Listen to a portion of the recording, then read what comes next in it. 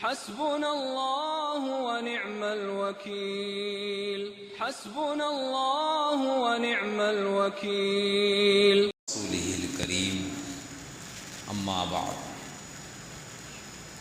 قال الله تبارك وتعالى في كلامه المجيد أعوذ بالله من الشيطان الرجيم بسم الله الرحمن الرحيم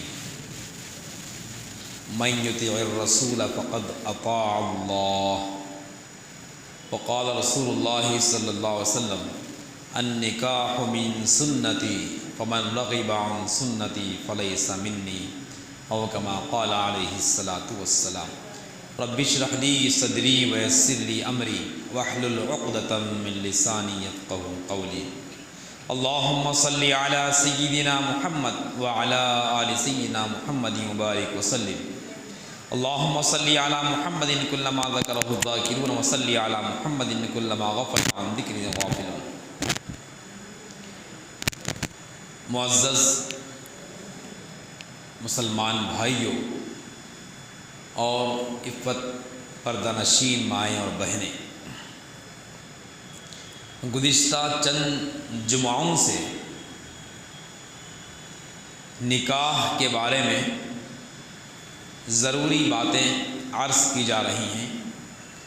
گزشتہ جمعہ میں یہ عرض کیا گیا تھا کہ نکاح آسان کیسے ہو سکتا ہے، نکاح کو آسان کرنے کی کیا کیا تدبیریں ہو سکتی ہیں۔ حدیث میں جو کہا گیا ہے کہ برکت والا نکاح وہ ہوتا ہے جس میں خرچ کم ہو، تو خرچ زیادہ کرنے کے جو چیزیں ہمارے زمانے کے اندر عام ہو گئی ہیں اس کو بتاتے ہوئے ہم نے پومیس کا رسم وہاں تک ہم نے بات لائی تھی۔ پومیس کے رسم کے موقع پر جو بات ہوتی ہے وہ یہ ہے کہ جوڑے کی رقم لی جاتی ہے، اور جوڑے کی رقم کو ہم نے کہا تھا کہ یہ صحیح نہیں ہے، علماء نے اس کو رشوت قرار دیا ہے اور ناجائز قرار دیا ہے اور لڑکی والوں پر ظلم قرار دیا ہے۔ تو آئیے اسی سلسلے کو آگے بڑھاتے ہیں۔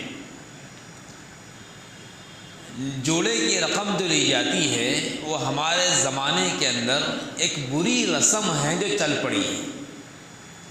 حضور صلی اللہ علیہ وسلم کے زمانے میں، بلکہ آج بھی عرب کے اندر لڑکی والوں سے کچھ لینے کا تصور بھی نہیں۔ حضور کے زمانے میں تو تھا ہی نہیں، لیکن آج کے زمانے میں بھی، اس وقت میں بھی عرب کے اندر جہاں پر اور بہت سارے خرابیاں ہو سکتی ہیں، لیکن ایک اچھائی یہ ہے کہ نکاح کے موقع پر لڑکی والوں سے کچھ بھی نہیں لیتے، بلکہ لڑکے والے نکاح کرنے کے واسطے بہت دنوں سے تیاری کرتے ہیں۔ جیسا ہمارے ہندوستان میں، ہمارے ملک میں یہ ہوتا ہے کہ لڑکی والے بہت دنوں سے لڑکی کی شادی کی تیاری کرتے ہیں، جمع بندی کرتے ہیں، جوڑے کی رقم کا انتظام کرتے ہیں، سامان کا، لین دین کا، جہیز کا اور سب کچھ جو کچھ دینا پڑتا ہے اس کا انتظام کرتے ہیں۔ لیکن عرب کے اندر ایسا نہیں ہوتا ہے، لڑکے والے کئی سال تک اس کی تیاری کرتے ہیں، بلکہ لڑکے کو کئی سال تک محنت مزدوری جاب کرنے کے بعد میں وہ اس قابل ہوتا ہے کہ وہ اب نکاح کرے۔ ہمارے استاد محترم حضرت مولانا احمد عبید الرحمن اطہر ندوی صاحب نے اپنے بیان میں ایک نہیں کئی مرتبہ عرض کیا ہے، ان کے حوالے سے ہم آپ کے سامنے عرض کرتے ہیں۔ حضرت نے فرمایا کہ عرب کے اندر یہ سسٹم ہے کہ لڑکی کے باپ پر کوئی بوجھ نہیں ڈالتے، بلکہ لڑکی والے ڈیمانڈ کرتے ہیں کہ ہماری بچی سے اگر آپ کو نکاح کرنا ہے تو اتنے ہزار یا اتنے لاکھ ریال آپ کو مہر دینا پڑے گا۔ لڑکی جیسے لڑکے والے ہم ڈیمانڈ کرتے ہیں نا، بھائی اتنی جوڑے کی رقم ہونا، 1 لاکھ روپے، 2 لاکھ روپے، پھر یہ فلاں گاڑی ہونا، یہ فلاں چیزیں ہونا یا پلاٹ ہونا، جو آج کل چل رہا ہے، لڑکے والے ڈیمانڈ کرتے ہیں۔ لیکن عرب کے اندر لڑکی والے ڈیمانڈ کرتے ہیں کہ ہماری بچی کو مہر اتنا دیا جائے، اور نان نفقہ جو ہے نا، نان نفقہ اس کو کھلانے کا اور رہنے کا، گھر وغیرہ، رہنے کا گھر کہاں پر رکھیں گے نکاح کے بعد میں، لڑکی کو کہاں رکھیں گے، وہ گھر بھی جا کر دیکھتے ہیں اور مہر طے کرتے ہیں۔ اتنا تگڑا مہر طے کرتے ہیں، حضرت نے فرمایا کہ اتنا تگڑا مہر طے کرتے ہیں کہ وہ مہر لڑکا لڑکی کو جو دیتا ہے، دینے کے بعد میں لڑکی والے وہ مہر کی رقم لے کر کچھ پیسے شادی کے موقع پر خرچ کرتے ہیں، اور لڑکی کو تیار کرنے میں یا ان کو بھیجنے میں ضروری لڑکی کا سامان وغیرہ اس میں خرچ کرتے ہیں۔ خرچ کرنے کے بعد بھی بہت ساری مہر کی رقم لڑکی کے والد کے پاس بچ جاتی ہے۔ یہ حال ہے وہاں کا۔ اب یہاں پر کیا الٹا معاملہ ہے، یہاں پر بلکہ اور آگے بڑھ کے یوں کہیں تو صحیح ہوگا، بیجا نہیں ہوگا کہ لڑکی والوں پر یہ جوڑے کی رقم لینے کا بھی بوجھ ڈالتے ہیں، اور اس کے علاوہ ولیمے کے کھانے میں 50% کرتے ہیں، یعنی کہ لڑکی والے آدھا خرچہ دیں گے اور لڑکے والے آدھا خرچہ دیں گے۔ اللہ اکبر، یہ 50-50 کہاں سے نکالے بھائی؟ جبکہ لڑکی والوں کو تو شادی کے دن بھی جو ہے کھلانا کوئی ضروری نہیں ہے، شادی کے دن بھی ان کو کھلا رہے ہیں، ان سے دعوت کا مطالبہ کر رہے ہیں اور معیاری کھانے کا مطالبہ کر رہے ہیں۔ یہ ڈش ہونا، وہ ڈش ہونا، ہمارے خاندان میں ایسا پکائے تھے تم ایسا پکانا، ہمارے خاندان میں فلاں لوگ ہیں وہ آنے والے ہیں لہذا ذرا اچھا معیاری انتظام کرنا، غلط۔ پھر ولیمے کے اندر بھی ان کا شیئرنگ ہونا کرتا، شیئرنگ کے سبق تو اچھا پڑھ لیے ہیں لہذا جو ہے ہر چیز میں شیئر ہے، ولیمے کے کھانے کے اندر بھی لڑکی والے شیئر ہونا۔ لیکن وہاں پر کیا ہے، عرب کے اندر لڑکی والے شیر بنے ہوئے رہتے ہیں، حقیقی معنی کا شیر۔ یہاں پر کیا ہے، شیر کے معنی وہ تقسیم کے معنی میں یہاں پر مراد ہو رہا ہے کہ لڑکی والے کھانے میں شیر ہونا، ولیمے کے کھانے میں، وہاں پر الگ معاملہ ہے۔ غرض ہے کہ دوستو جو ہمارے زمانے کے اندر چل رہا ہے، لڑکی والوں سے لینا، چاہے وہ جوڑے کی رقم کے عنوان سے ہو، چاہے وہ پیسہ، چاہے وہ کھانے کے عنوان سے ہو، یہ تمام چیزیں شریعت سے کوئی تعلق نہیں ہے۔ اور پومیس کی رسم، میں نے گزشتہ بھی کہا کہ پومیس یہ نام ہی بہت برا رکھا گیا ہے، انتہائی خراب لفظ ہے، یہ پاؤں کی میز لینے کی رسم۔ اور اگر لانا ہی ہے لڑکی کو تو ٹھیک ہے، کوئی ایک خاتون جائے اور جا کر جو ہے لڑکی کا سائز کیا ہے معلوم کر لے، یا آج کل ذرائع ابلاغ ہے، فون کے ذریعے سے معلوم کر سکتے ہیں۔ غرض ہے کہ یہ غیر ضروری چیزیں ہیں جو نکاح کے اندر شامل کی گئی ہیں۔ پھر نکاح سے پہلے، پومیس کی رسم کے بعد نکاح سے پہلے سانچخ کے عنوان سے اور منجوں کے عنوان سے بھی بہت ساری رسومات اور خرافات ہمارے زمانے کے اندر پھیلتی جا رہی ہیں۔ منجوں کے عنوان سے بھی بری باتیں، غلط چیزیں، اس سے کوئی تعلق ہی نہیں ہے اسلام سے، شریعت سے کوئی تعلق ہی نہیں ہے۔ اور اسی طریقے سے سانچخ کی دعوت اور اس کے اندر خاندان کے سب لوگوں کو بلانا، اور جو ہے اس میں بھی اسراف اور خرچ، اور اس میں رات میں دیر تک بیٹھنا، دیر تک جاگنا، بلکہ آج کل ایسا ہو گیا ہے کہ سانچخ کی دعوت سے لے کے بلکہ شادی سے 4-5 دن پہلے سے لے کے ولیمہ ہونے کے بعد تک کئی رات دلہا، دلہن اور دلہن کے گھر والے، دلہے کے گھر والے سب رات بھر جاگتے رہتے ہیں۔ تھکاوٹ اتنی ہو جاتی ہے کہ یہ لوگ پریشان ہو جاتے ہیں، کیا کیا جائے، دلہا بھی پریشان، دلہن بھی پریشان، ان کے گھر والے بھی پریشان۔ جبکہ نکاح کو اتنا آسان بنایا گیا ہے کہ حضور صلی اللہ علیہ وسلم کا نکاح جنگ کے سفر میں ہوا، سفر کی حالت میں جا رہے ہیں، نکاح ہو رہا ہے، کوئی مشکل ہی نہیں، آسانی کے ساتھ نکاح کر لیا گیا ہے۔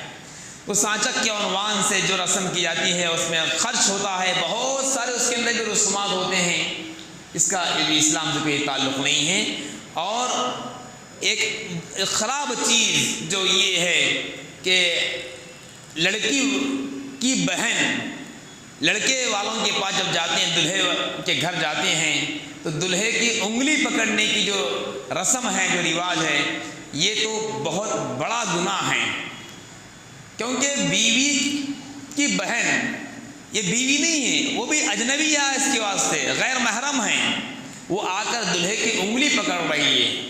یہ بھی بہت بڑا گناہ ہے، کسی کے ہاتھ کو پکڑنا، انگلی کو پکڑنا، اور اس کو جو ہے فخر سمجھتے ہیں، ایک تمسخر، ایک مذاق سمجھا جاتا ہے. یہ بھی اسلام سے کوئی تعلق نہیں ہے، بلکہ گناہ والا عمل ہے. بڑوں کو چاہیے، ماں باپ کو چاہیے کہ اس عمل سے اپنی بچیوں کو رکائیں. یہ کیا کر رہے ہو تم؟ بس چلتے آ رہا ہے، چلتا کیوں بھائی، کیوں کر رہے ہیں؟ تو کیا بولتے ہیں؟ چل رہا ہمارے خاندان میں چلتے آ رہا. دیکھیے میں نے شروع میں ایک آیت پڑھی ہے قرآن مجید کی. اللہ تعالیٰ فرماتے ہیں کہ من یطیع الرسول فقد اطاع اللہ. جو رسول کی اطاعت کرتے ہیں وہ اللہ کی اطاعت کرتے ہیں. تو اللہ کا حکم ماننا، رسول کی کا حکم ماننا، یہ ہمارے واسطے ضروری ہے ہر چیز کے اندر.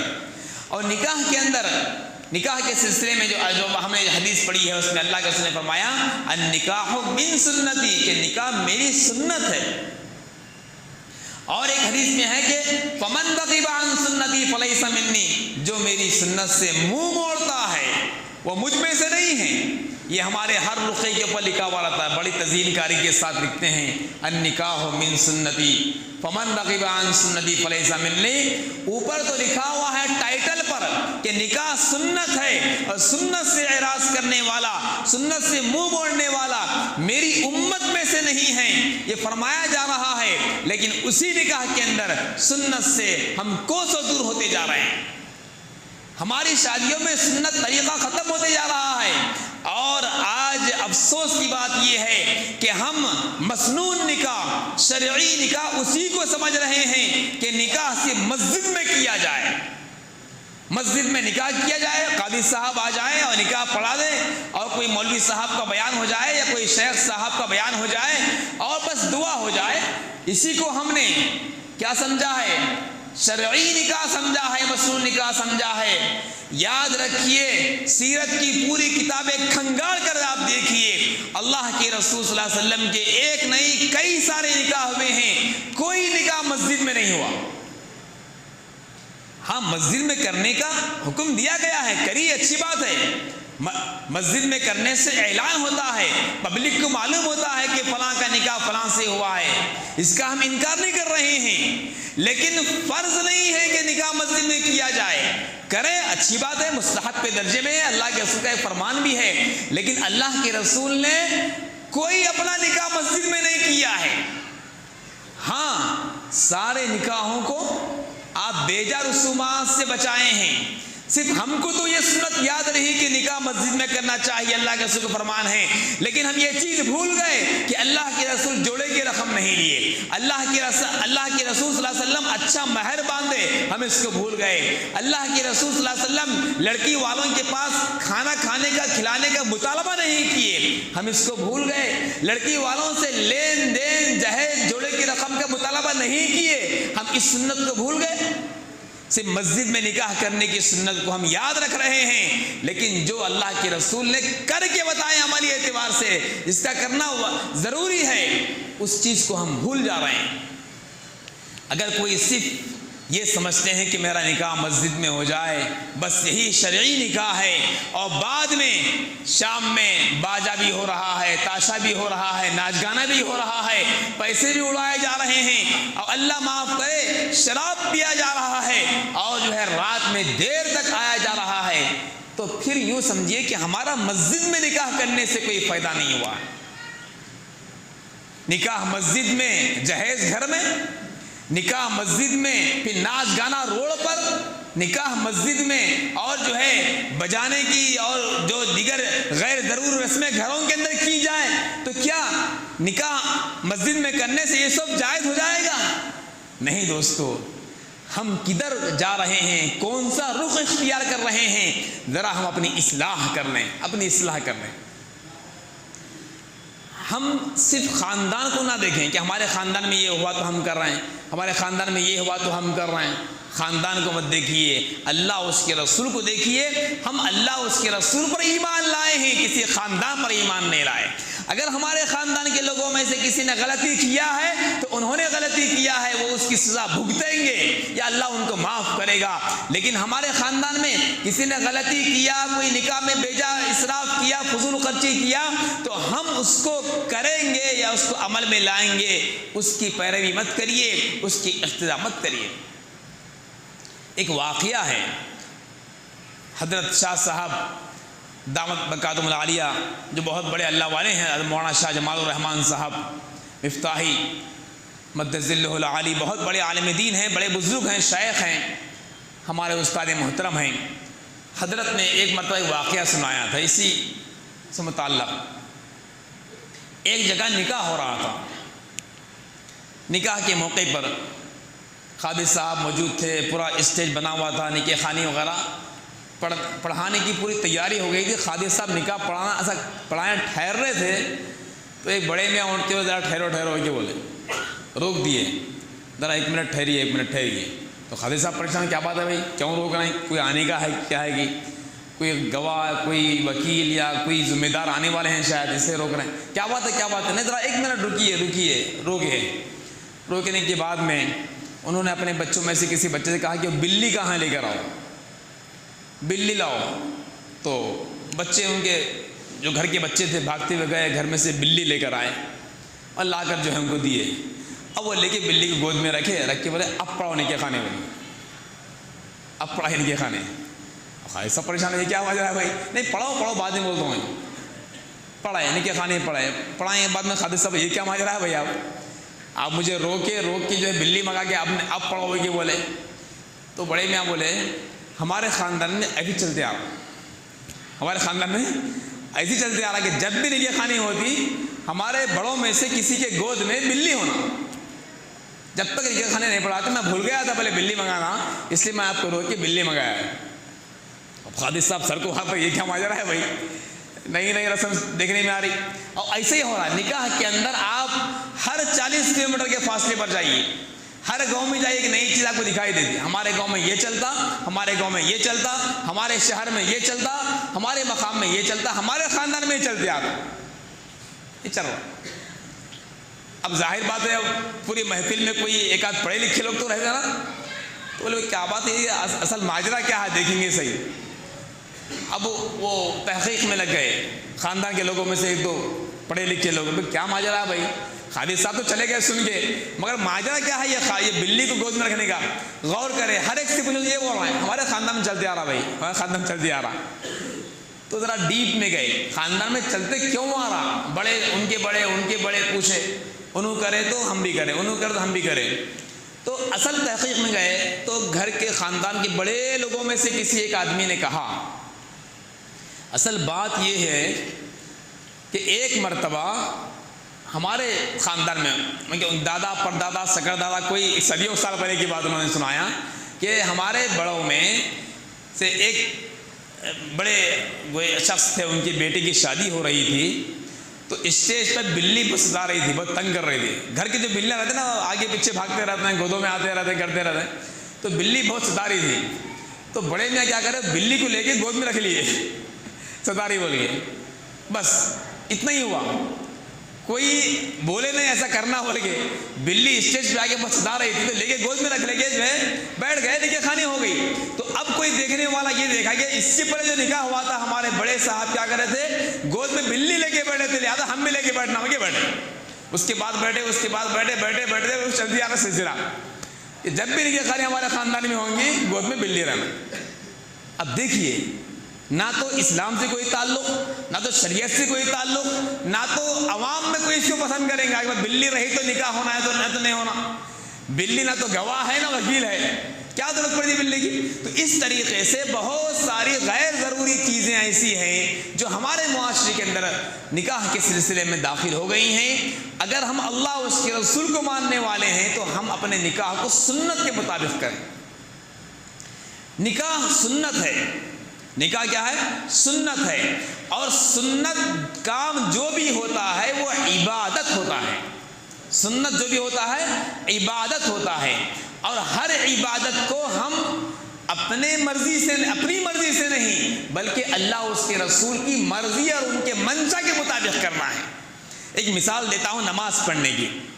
نماز پڑھتے وقت میں پہلے ہم ہاتھ اٹھاتے ہیں, رکعت باندھتے ہیں, تکبیر تحریمہ ہوتی ہے, پھر پہلے رکوع ہوتا ہے, بعد میں سجدہ, 2 سجدے ہوتے ہیں, پھر اسی طریقے سے مکمل نماز ہوتی ہے. اگر کوئی آدمی یہ کہے کہ میں پہلے سجدہ کروں گا بعد میں رکوع کروں گا, تو آپ کیا کہیں گے؟ غلط ہے بھائی, ایسا نہیں کہہ سکتے. ہم کو تو جو ہے پہلے رکوع کرنا پڑے گا, بعد میں سجدہ کرنا پڑے گا. ہمارے نبی ایسے ہی بتائے ہیں. اگر کوئی سجدہ پہلے کرتا ہے, رکوع بعد میں کرتا ہے, یا کوئی رکعت باندھے بغیر ایسا ہاتھ اٹھائے بغیر سے ہاتھ باندھتا ہے, تو آپ کیا کہیں گے؟ یہ سنت کے خلاف ہے. اسلام میں ایسا نہیں ہے. رمضان کے روزے, رمضان کے مہینے میں روزے رکھنا ہے. کوئی آدمی یہ بولے کہ میں رمضان میں بہت کاروبار رہتا ہے, میں رمضان میں روزے نہیں رکھوں گا, شوال میں رکھوں گا, تو آپ کیا بولیں گے؟ اللہ اس کے رسول کی مرضی کے خلاف ہے بھی. اللہ نے فرمایا رمضان کے مہینے میں روزے رکھو, لہذا رمضان میں ہی رکھنا پڑے گا, چاہے تم کو 1000 کاروبار رہے. ایسے ہی ہر معاملے میں دیکھیے آپ, حج ہو یا زکوٰۃ ہو, ہر معاملے میں یہی دیکھا جائے گا کہ اللہ اس کے رسول نے جیسے کرنے کا حکم دیا ہے, جیسے نماز پڑھنے کا حکم دیا ہے, جیسے روزہ رکھنے کا حکم دیا ہے, ویسے ہم کو نماز پڑھنا ہے, ویسے روزہ رکھنا ہے. اسی طریقے سے نکاح بھی عبادت ہے, نماز بھی عبادت ہے, زکوٰۃ بھی عبادت ہے. تو جس طریقے سے نماز کو اللہ اس کے رسول کے مطابق ہم پڑھ رہے ہیں, اسی طریقے سے نکاح کو بھی اللہ اس کے رسول کے منشا کے مطابق کرنا ہے. اگر ہم نکاح کو زمانے کے اعتبار سے دیکھ کر کریں گے تو پھر وہ غلط ہوگا. جیسے کہ اپنی مرضی سے نماز پڑھے تو غلط ہو جائے گی, اپنی مرضی سے ہم روزے کو آگے پیچھے کریں گے تو غلط ہو جائے گا. اسی طریقے سے نکاح کو بھی اگر ہم اپنی مرضی سے کریں گے تو غلط ہو جائے گا. آج کا معاملہ یہ ہو گیا نکاح کے بارے میں. ہم بیٹی کی خواہش کو دیکھتے ہیں, بیٹی کی خواہش کیا ہے, بیٹے کی خواہش کیا ہے, خاندان کی خواہش کیا ہے, ماموں کی خواہش کیا ہے, پھپھا کی خواہش کیا ہے, چاچا کی خواہش کیا ہے, بڑے بیٹے کی خواہش کیا ہے, بڑی بیٹی کی خواہش کیا ہے. ہر ایک کی خواہش کے مطابق کام کرتے ہیں. کیا بات ہے بھائی باجا کیوں نہ کیا, باجا جو ہے رکھنا صحیح نہیں نا, نہیں بڑے بھائی کی خواہش ہے یا چھوٹے بھائی کی خواہش ہے. اور یہ پکوان کیوں نہ کہ بھائی یہ رکھنا تھا, نہیں وہ پھپھا کی خواہش ہے یا خالو کی خواہش ہے. ہر ایک کی خواہش, ہر ایک کی مرضی کو ہم دیکھ رہے ہیں نکاح کے اندر. لیکن افسوس ہے مسلمانوں پر, اللہ اس کی رسول کی مرضی کو نہیں دے گا. ایک بہت بڑے اللہ والے ہیں حضرت مولانا یعقوب علی شاہ صاحب رحمۃ اللہ علیہ, جو سلسلہ نقشبندیہ کے بہت بڑے ولی گزرے ہیں. ان کے حوالے سے مولانا عبید الرحمن اطہر صاحب نے ایک بات بیان فرمائی تھی کہ آج سے 50 یا 60 سال پہلے انہوں نے یہ کہا تھا اپنے مریدین سے کہ ہماری شادیوں کو اگر ہماری شادیوں کو اگر ہم دیکھیں تو گویا کہ ہم اپنے زبان حال سے ہم یہ کہہ رہے ہیں کہ ہماری شادیوں میں سب کا داخلہ ہو سکتا ہے سوائے اللہ اس کے رسول کے. ہم گویا کہ بول رہے ہیں ہمارے عمل سے, ہم یہ بول رہے ہیں ہمارے شادی میں سب آ سکتے ہیں بھائی, سب کی مرضی چلے گی, اللہ اس کے رسول کی مرضی نہیں چلے گی. سب آ سکتے ہیں, اللہ اس کے رسول نہیں آ سکتے. اب یاد رکھیے ہم نئی شادی کر کے ایک بچہ اور بچی کی نئی زندگی شروع کر رہے ہیں, نیا دور شروع کر رہے ہیں, اور اس وقت میں اللہ اس کے رسول کو دور ہٹا رہے ہیں. اب بتائیے اس زندگی میں کیا خوشیاں آئیں گی جس زندگی میں, جس نکاح کے موقع پر ہم اللہ اس کے رسول کو دور کر کے اپنی مرضی کے مطابق شادی کر رہے ہیں, اپنی مرضی کے مطابق منمانی کے اس میں کر رہے ہیں. اللہ اس کے رسول ناراض ہو جائیں گے. آج ہر مسلمان کو ہوش کے ناخن لینے کی ضرورت ہے, سوچنے کی ضرورت ہے. یہ جو باتیں عرض کر رہے ہیں ہم, ہو سکتا ہے کسی کو خراب معلوم ہو, لیکن جو بچی کے باپ ہیں وہ جان سکتے ہیں دل کا درد کیا ہے, کیوں عرض کی جا رہی ہیں. اگر ہم لڑکے کے باپ ہیں تو کوئی لڑکی کے باپ ہیں, اور ہم میں سے ایسے بھی بعض لوگ ہو سکتے ہیں جس کو اللہ نے لڑکی بھی دیا ہے لڑکا بھی دیا ہے, اور لڑکی والے جب جس کو اللہ نے لڑکا بھی دیا لڑکی بھی دیا تو لڑکی کی شادی کرتے وقت بہت دے دیتے ہیں.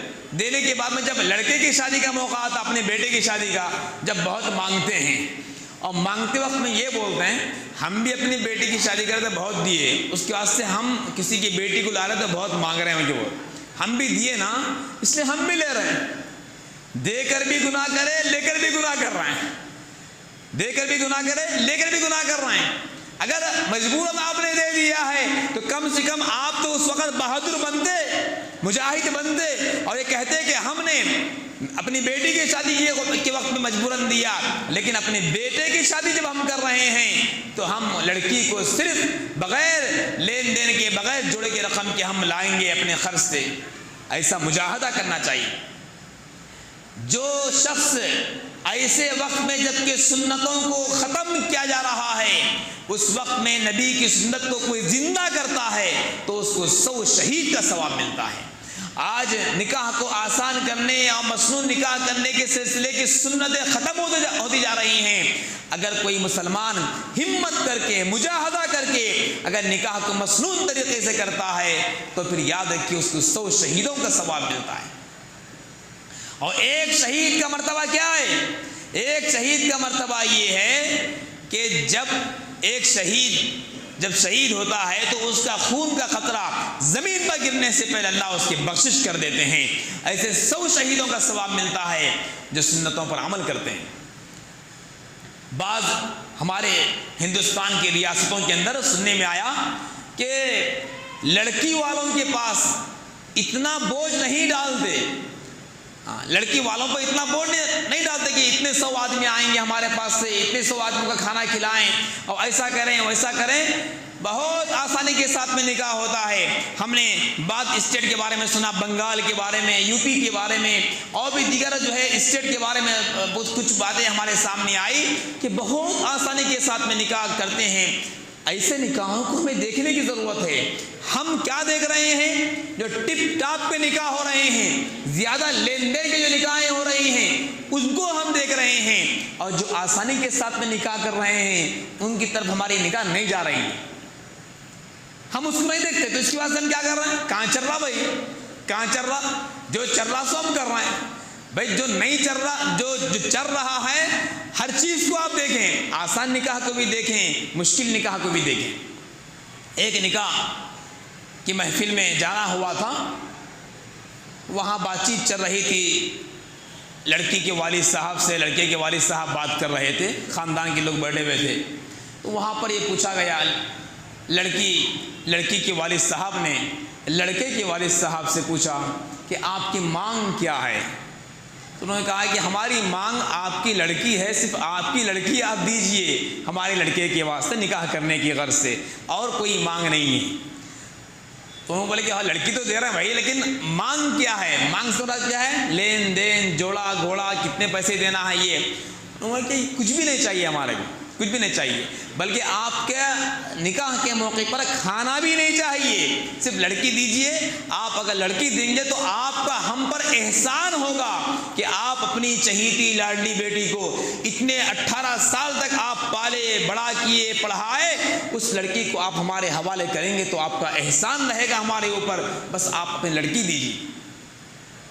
اب لڑکی کے والد صاحب پریشان ہوئے، چونکہ زمانے میں کیا چل رہا ہے، جب بیٹھک ہوتی ہے تکرار ہوتی ہے، جوڑے کی رقم انہوں 2 لاکھ بولتے ہیں، 1 لاکھ بولتا ہے، دولہے والے 2 لاکھ بولے، دلہن والے 1 لاکھ بولے، انہوں وہ فلاں گاڑی بولے، انہوں فلاں گاڑی بول رہا ہے، یہ تکرار ہوتی رہتی ہے۔ یہاں پر الٹا معاملہ ہے، لڑکی کے والد صاحب پوچھے کہ بھائی کچھ تو مطالبہ، بولے کچھ بھی نہیں، کچھ بھی نہیں۔ زمانے میں چل رہا نا تو زمانے میں چل رہا، ہم زمانے کو نہیں دیکھتے، ہم زمانے کے پیدا کرنے والے خدا کو دیکھتے ہیں۔ کیا بولے؟ زمانے کے پیدا کرنے والے خدا کو ہم دیکھتے ہیں، زمانے کو مت دیکھیے، زمانہ بہت کچھ کر رہا ہوگا، ہم زمانے کو نہیں دیکھتے۔ اس کے بعد آخر میں لڑکی کے والد صاحب نے کہا ایک آپ سے گزارش ہے، وہ یہ ہے کہ ہم آپ کے لڑکے کو یعنی کہ نوشہ کو ایک جوڑا بنائیں گے، ایک جوڑا کپڑے ہم بنائیں گے، وہ نکاح کے موقع پر پہنائیے ہماری جانب سے۔ لڑکی کے والد صاحب آخر ایک درخواست کی، گزارش کی، کچھ بھی نہیں مانگ رہے نا آپ، خالی ایک گزارش ہے ہماری کہ ایک جوڑا ہماری جانب سے پہنائیے۔ اس پر وہ لڑکے کے والد صاحب کیا جواب دیتے ہیں، بہت غور سے سننے کی ضرورت دوستوں۔ وہ بات عرض کر کے بات ختم کرتا ہوں۔ آج ہر لڑکے کے باپ کو یہ جواب ہمیشہ یاد رکھنے کی ضرورت ہے، اور جہاں تک ہماری یہ بات پہنچ رہی ہے یہ بات کو اور عام کرنے کی ضرورت ہے۔ جب لڑکی کے والد صاحب نے کہا کہ آپ کے لڑکے کو یعنی کہ نوشا کو ہم ایک جوڑا بنانا چاہتے ہیں، آپ اس کو قبول کر لیجئے، تو لڑکے کے باپ نے، دلہے کے باپ نے کہا میرے بیٹے کو میں بچپن سے